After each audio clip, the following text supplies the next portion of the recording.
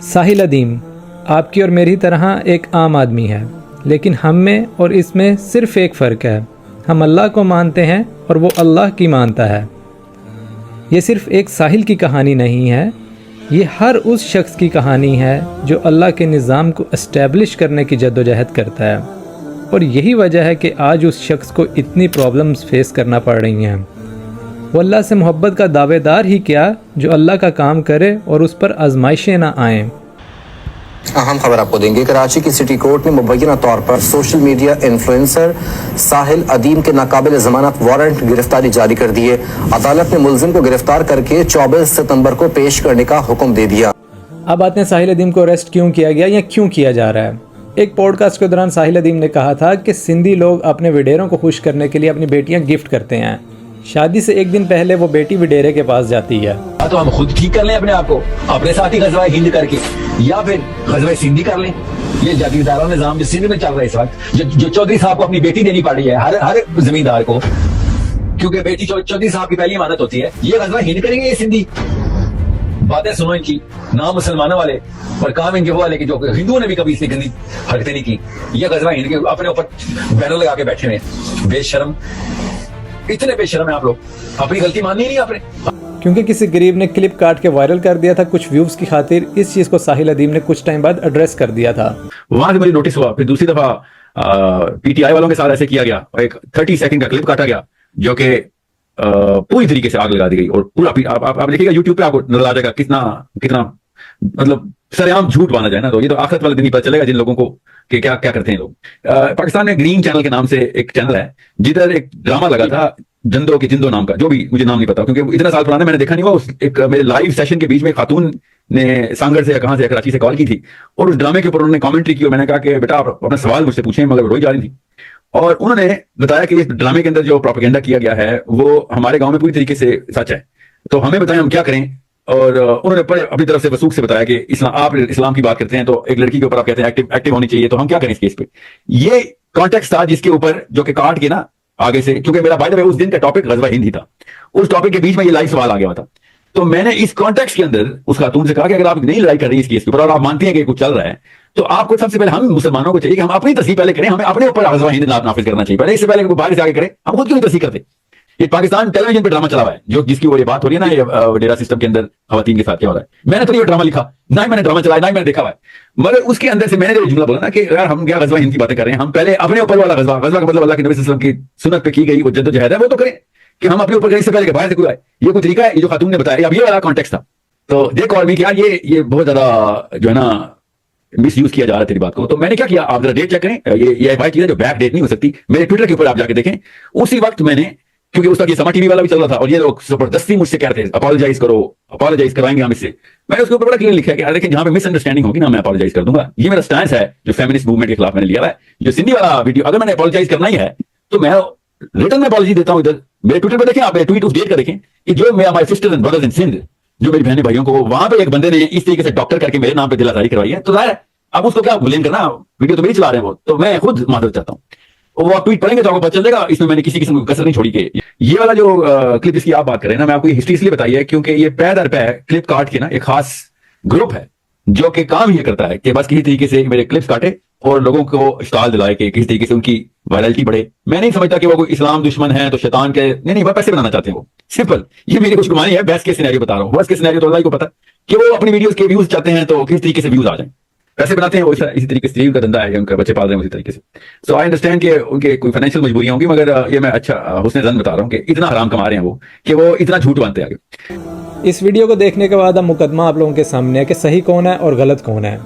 सूरतुल बकरा में अल्लाह ताला फरमाते हैं, अल्लाह के रास्ते में लड़ना फ़र्ज कर दिया गया है और वो तुम्हारे लिए नागवार तो होगा, मगर अजब नहीं एक चीज़ तुम्हें बुरी लगे वो तुम्हारे लिए भली हो और एक चीज़ तुम्हें भली मालूम हो वो तुम्हारे लिए मुज़र हो।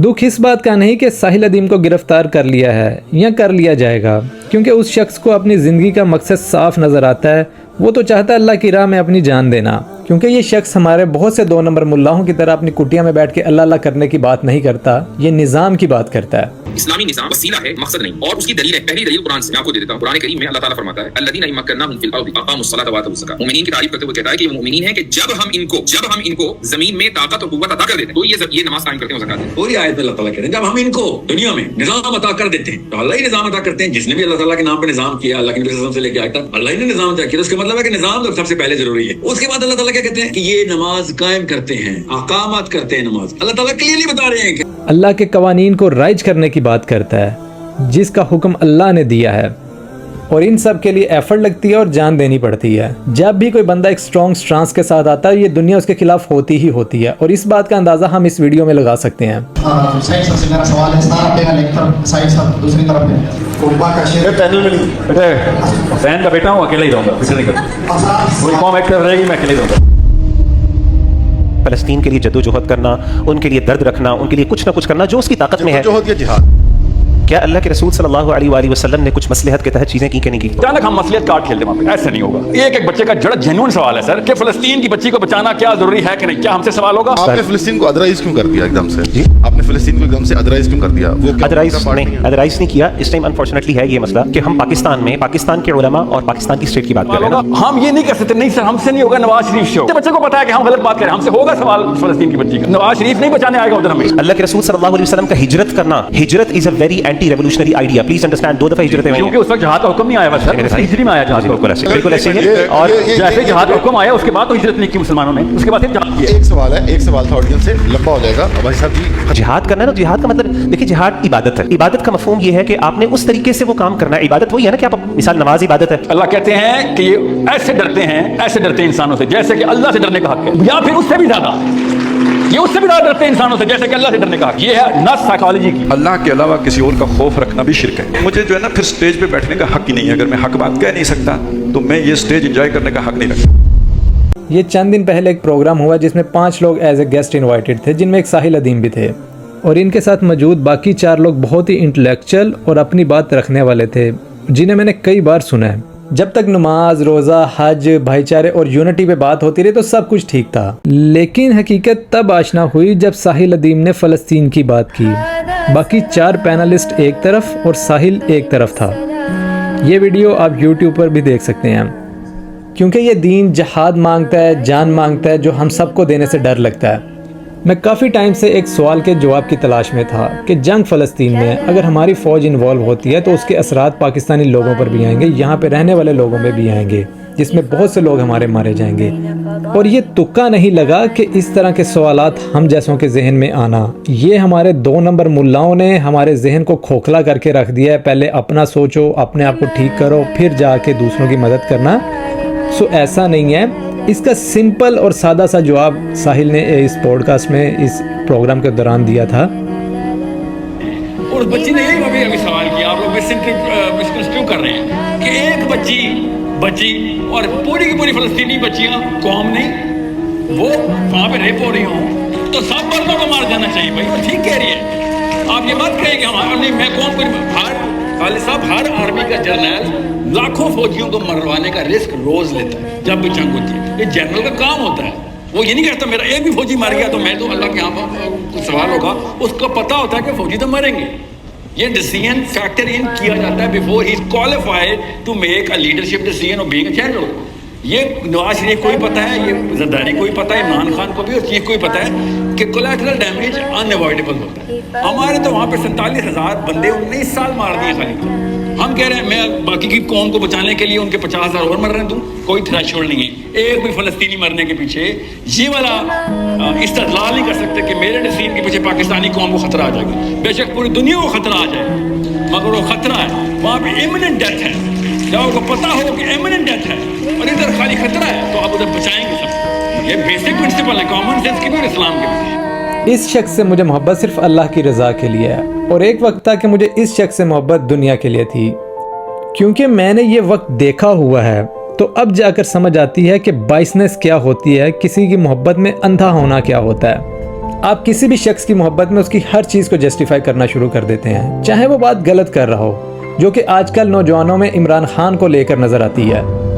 اس کی ایک مثال یہ ہے کہ یہ بھائی صاحب خود کو ایک صحافی کہتے ہیں.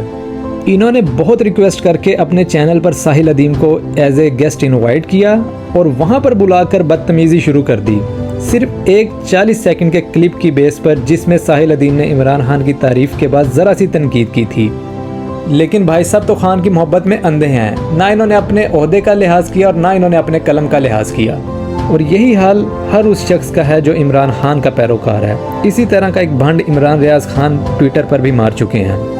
اگر ان سب کے پیچھے گورنمنٹ یا ادارے ہیں تو شرم آنی چاہیے انہیں، اور اگر کسی ایک شخص کی انوالومنٹ ہے تو شرم آنی چاہیے اس پورے نظام کو کہ ایک بندہ اللہ کے دین کے نفاذ کے لیے کوشش کر رہا ہے تو دوسری طرف یہ کم ظرف لوگ اسے روک رہے ہیں.